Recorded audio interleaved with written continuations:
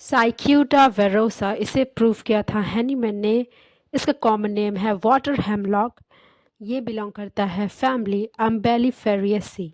Introduction की बात करें तो cicuta virosa one of the best remedy है for convulsion and unconsciousness. Clinical symptoms की बात करें तो for convulsion, epilepsy, hysteria, meningitis, numbness, paralysis, skin affection and tetanus.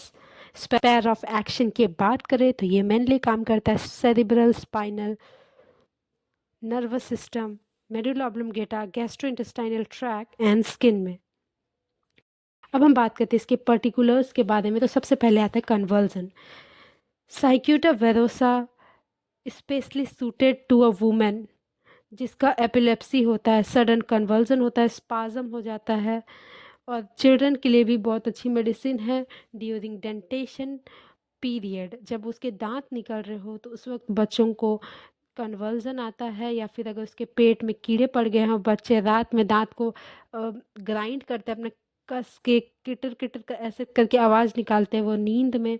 तो उस केसेस में भी साइक्यूटा वेरोसा बहुत ही अच्छी मेडिसिन है। कन्वर्जन अटैक वायलेंटली होता है, चेहरे में पूरे डर बन भर जाते हैं, ऐसा लगता है जैसे कुछ बहुत बुरा होने वाला है, उसके लिम्ब और पूरे शरीर अकड़ जाते हैं।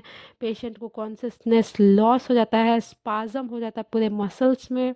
एपिलेप्सी एसोसिएटेड विथ होता है स्वेलिंग ऑफ स्टमक, उसका पेट फूल जाता है, वॉयलेंट स्पाज्म हो जाता है डायफ्राम में, पेशेंट का ऐसे सीना उठ जाता है, पेशेंट अकड़ने लग जाता है अपना शरीर को, पूरा फेस उसका रेड हो जाता है एंड ब्लूइश हो जाता है।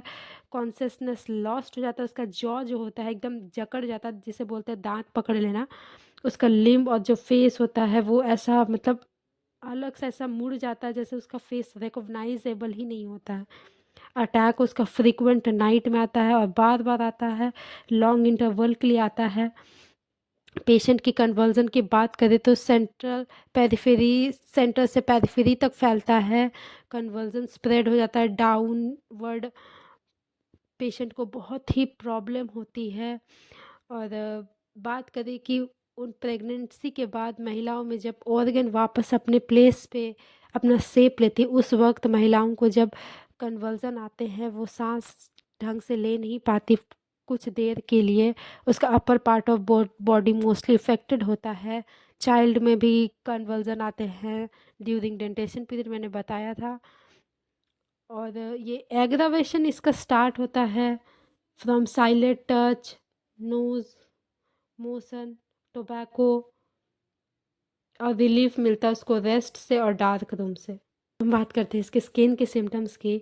स्किन की सिम्टम्स में ये मेडिसिन बहुत ही अच्छी मेडिसिन है। जब एक्जिमा हो जाता है, जहाँ पे इचिंग नहीं हो रहा हो पर पूरा शरीर में एक्जिमा हो जाए, हार्ड हो जाता है, क्रस्ट शेप में हो जाता है, उसमें पस भर जाता है, येलोई थिक पस भर जाता है, स्पेशली उसके हेड में, फेस में, other part of the body में भी उससे ऐसा हो जाता है।